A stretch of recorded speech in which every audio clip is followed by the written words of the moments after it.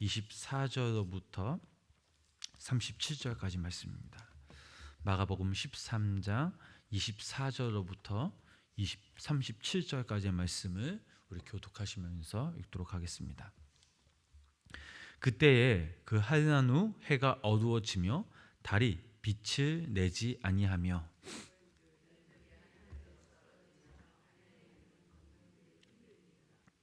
그때 인자가 구름을 타고 큰 권능과 영광으로 오는 것을 사람들이 보리라.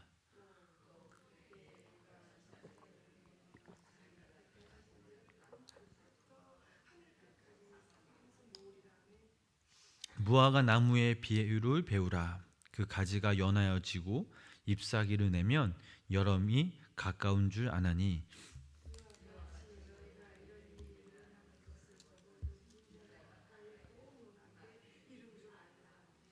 내가 진실로 너희에게 말하노니 이 세대가 지나가기 전에 이 일이 다 일어나니라.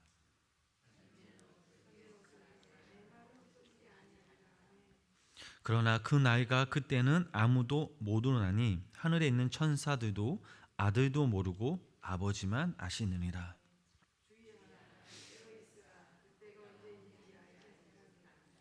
가령 사람이 집을 떠나 타국으로 갈 때에 그 종들에게 권한을 주어 각각 사무를 맡기며 문지기에게 깨어 있으라 명함과 같으니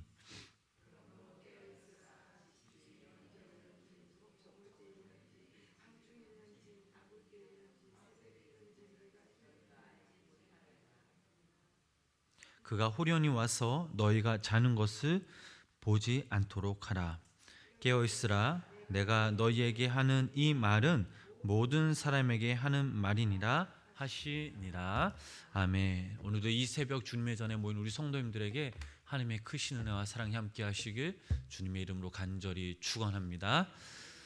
찬송가 중에 우리 어르신 우리 권사님들이 좋아하시는 그 찬송가 중에 아마 저 높은 곳을 향하여라는 그런 찬송가가 있습니다. 이 찬송가는 미래와 소망을 나타내는 찬송으로 마침내 우리가 가야 할 저 높은 곳을 향해 나아가며 바라보게 됩니다. 특히 우리가 장례식장에 가보면 이 찬송가를 참 많이 부릅니다. 왜 이 찬송가를 우리가 부를까요? 그리스도인에게 죽음은 끝이 아니라 저 높은 곳을 향해 가는 바로 여정이기 때문입니다. 그리스도인에게 죽음은 우리의 삶의 주인이신 그 주님을 다시 만나는 그런 자리이기 때문입니다. 많은 사람들이 죽음으로 모든 것이 끝날 것이라 라고 생각하며 살아갑니다. 그러기에 그들은 오늘을 즐기기 위해 쉼이 없습니다. 모든 것이라고 여겨지는 이 세상에서 부와 명예와 쾌락을 누릴 시간이 촉박하기 때문입니다. 죽으면 모든 것이 허망하게 끝나기 때문입니다. 그러나 이와 반해 오늘 본문에서는 세상 끝나는 그날 곧 지구가 멸망하는 그 한란 날에 영화처럼 모두가 죽고 끝나는 것이 아니라 인자 예수 그리스도가 다시 오실 것이라고 말하고 있습니다. 모든 것이 끝난 것은 깊은 흑암을 뚫고 권능과 영광으로 예수님이 오신다라는 것입니다.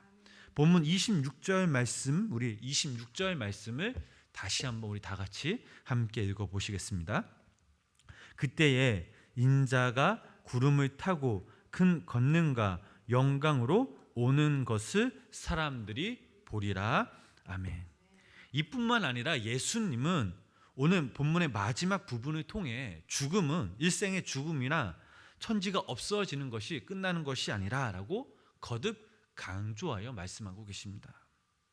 우리에게 깨어 있으라고 말씀하시며 주인이 다시 오는 그 비유를 통하여 종말은 끝이 아니라 다시 만나는 자리이며 결산하는 그런 자리임을 분명히 밝히고 있습니다.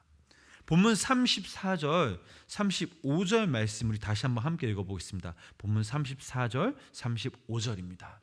가령 사람이 집을 떠나 타국으로 갈 때에 그 종들에게 권한을 주어 각각 사물을 맡기며 문지기에게 깨어 있으라 명함과 같으니 그러므로 깨어 있으라 집 주인이 언제 오는지 혹 저물 때였는지 밤중이는지 닭울 때였는지 새벽이는지 너희가 알지 못함이라. 아멘. 이 비유는 우리가 우리의 삶을 어떻게 인식해야 하는지 분명하게 말하고 있습니다. 우리의 삶과 시간은 구체적으로 또 오늘과 이 아침은 우리의 것이 아니라 우리 주인인 우리에게 맡긴 것이라는 것입니다. 우리에게는 또한 때에 관한 권한이 없습니다. 언제 하나님이 우리를 데려가실지, 또 해가 언제 그 빛을 잃을지, 달이 언제 그 빛을 내지 않을지 그 누구도 알지 못합니다. 오직 주님만이 아신다라는 것입니다. 그럼에도 불구하고 우리는 매일매일 이 아침이 오는 것이 그저 감격스럽지 않고 그저 다람쥐 쳇바퀴 도는 것처럼 다르지 않고 때론 이 아침이 무료할 수도 있습니다. 무엇을 해야 할지 모른 채 살아가고 또 혹 이와 반대로 이 세상이 마지막이라고 생각하며 전력을 다해 성공을 위한 부와 명예를 위한 땀을 위해 살아갑니다. 두 삶 모두 본문이 말하는 깨어있는 삶과는 아주 다른 그런 삶임을 우리는 깨달을 수 있습니다.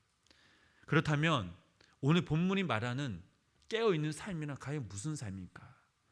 우리에게 청직이라는 말은 깨어있는 삶이 무엇인지를 선명하게 드러내주고 있는 그런 단어입니다. 우리는 하나님이 우리에게 맡겨주신 시간과 또 우리 삶 가운데 청지기로부터 살아가는 사람들입니다. 우리가 주일이면 헌금을 드리면서 모든 것이 다 주님께 왔습니다라고 고백하듯 우리의 삶의 모든 것이 바로 주님께로부터 온 것임을 우리는 믿어야 될 줄 믿습니다. 창조주 하나님께서 당신의 것을 우리에게 맡기신 것입니다. 34절 말씀 보면 제가 다시 한번 읽겠습니다. 가령 사람이 집을 떠나 타국으로 갈 때에 그 종들에게 권한을 주어 각각 사물을 맡기며 문지기에게 깨어 있으라 명함과 같으니 이 모든 것의 주인은 우리 자신의 것이 아니라 하나님이시라는 것입니다. 그러므로 본문에서는 5번에 걸쳐서 강조하고 있는 깨어 있으라는 말씀은 우리가 고려해야 할 그런 말씀이 아니라 반드시 순종해야 할 예수님의 명령이라는 사실입니다. 예수님을 믿는다면 따라가야 할 살아있는 말씀입니다. 본문에서 깨어 있는다라는 말은 두 가지의 명백한 의미를 가지고 있는데 첫 번째로 이 모든 것이 내 것이 아님을 고백하며 청지기의 삶을 살아가야 함을 가리키고 있습니다. 내 삶의 주인은 내가 아니라 하나님이심을 고백하며 깨어있는 그런 삶의 첫걸음을 내딛는 것입니다. 그런 사람들은 구체적으로 주인이 주신 그 시간을 소중히 여기며 살아갑니다. 입술을 조심하고 내 마음대로 말하지 않을 것입니다. 주인이 만나게 하신 그런 사람들을 예수 그리스도의 사랑으로 존대할 것이며 그들의 말을 경청하며 내가 먼저 그들에게 다가가 예수님의 참 사랑을 전하는 것입니다. 주님이 맡겨주신 우리의 가정들을 우리의 공동체를 돌보며 그들을 섬기며 살아가는 것입니다. 두 번째로 깨어 있는다라는 것은 이 땅의 모든 것이 유한한 것임을 인정하고 진정 영원한 것을 따르는 것을 의미하고 있습니다.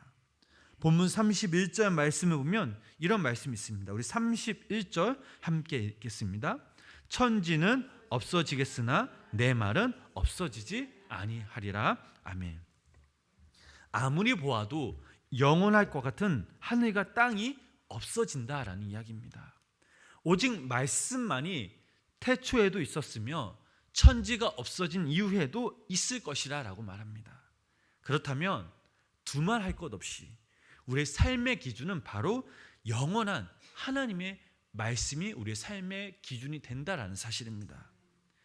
영원하신 하나님의 그 말씀을 삶의 기준으로 삼고 따르는 사람은 유한하고 사라져 버릴 것들을 얻기 위해 우리의 삶을 낭비하지 않는다라는 것입니다. 그 모든 것은 명백하게 세상이 끝나는 날 사라지기 때문입니다.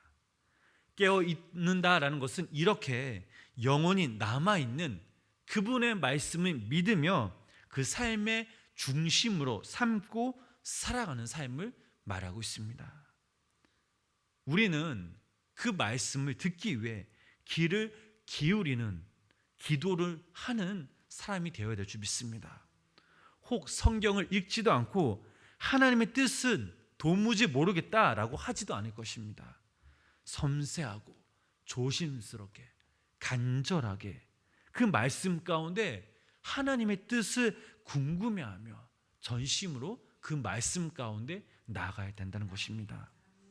이것을 사야 할지 사지 말아야 할지, 또 내가 내 행동을 통해 내 모습을 통해서 내 삶의 주인 되신 그 주님이 좋아하시지 안 좋아하시지, 이 일을 버려야 할지 말아야 할지, 모든 선택의 그 시간에 오직 하나님의 마음, 그 주인의 마음을 살피며 주님의 말씀을 경청하는 것이 바로 깨어있는 그리스도인의 삶이라는 사실입니다.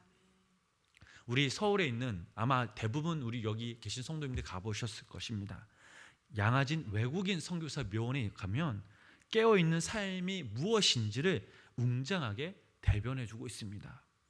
양화진에 처음으로 묻혔던 헤론 선교사는 미국에서 테네시 의과대학을 졸업한 아주 수재였습니다. 모교에서는 20대의 젊은 그에게 교수가 되어줄 것을 부탁하였습니다.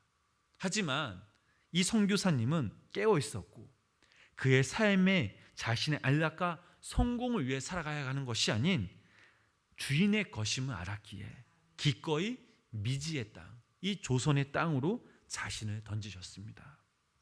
그는 깨어 있으므로 영원한 하나님의 말씀을 따라 한국에서 살아갑니다. 강혜원에서 재중원으로 이어가며 가난하고 병든 사람들을 돌보며 그는 자신의 젊음을 이름도 모르는 이런 한국의 그 사람들을 위해 불꽃같이 태우고 34살의 젊은 나이로 저 높은 곳을 향하여 올라갔습니다. 짧았지만 그 삶의 주인이 하나님이심을 인정하고 하나님의 말씀을 따라 깨어있는 삶을 사신 이 헤론 선교사의 삶은 아직도 살아서 우리에게 깨어있는 삶을 살아가고 대변하고 있습니다. 사랑하는 성도 여러분, 오늘 마가복음 13장을 통해 예수님은 분명 우리에게 마지막 그때를 말씀하시며 그때에, 아니 지금 우리에게 깨어 있으라라고 말씀하고 계십니다.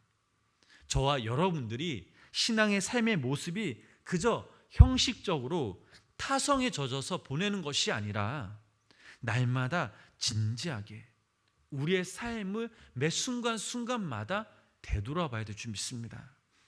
내 삶의 주인이 누구인지, 내 삶의 기준이 무엇인지, 우리가 유한한 것을 보고 달려가고 있는지, 영원한 그 하나님의 말씀 안에 살고 있는지 진지하게 하나하나 돌아보며 살아갈 것입니다.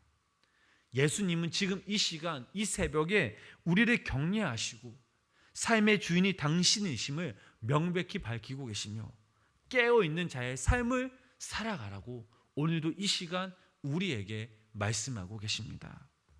그렇게 이 땅에서 삶을 다한 후에 마침내 다시 재회하자고, 마침내 그때에 재회하며 부끄럽게 고개 숙이는 것이 아니라 내 품에 안겨 착하고 충성된 종아 칭찬받을 뿐만 아니라 또 우리 또한 우리의 삶의 주인 되신 그 예수님께 달려가 예수님의 그 품 안에, 넓은 품 안에 그나 안을 수 있는 감격을 살자고 우리를 이 시간 초청하고 계십니다.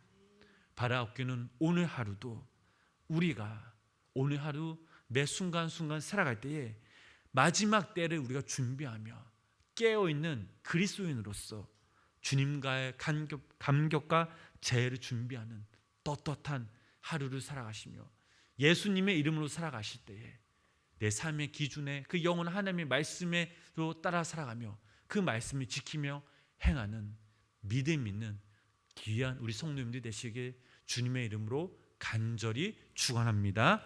기도하시겠습니다. 오늘 이 하루도 주님의 거심을 고백하며 믿음으로 나아갑니다. 우리를 자녀 삼으시고 우리를 인도하신 분, 특별히 우리에게 귀한 사명을 맡겨주신 분이 주님이심을 기억하며 겸손히 주님 앞에 나아갑니다. 오늘 하루도 이 땅에서 살아갈 때에 세상 사람들과 똑같은 생각, 마음, 시선을 두는 것이 아닌 영원하신 하나님의 말씀을 삶의 기준으로 삼아 그 말씀을 듣고 순종하며 그 말씀을 따라 청지기가 되어 이 땅에서 하나님의 자녀답게 살아가게 하여 주시옵소서. 주님은 우리에게 분명 마지막 때가 있다고 말씀하셨습니다.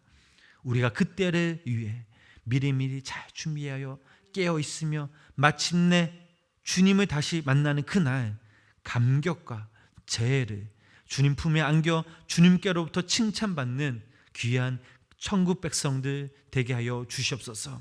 코로나19로 인해서 참 많이 힘들고 어렵습니다.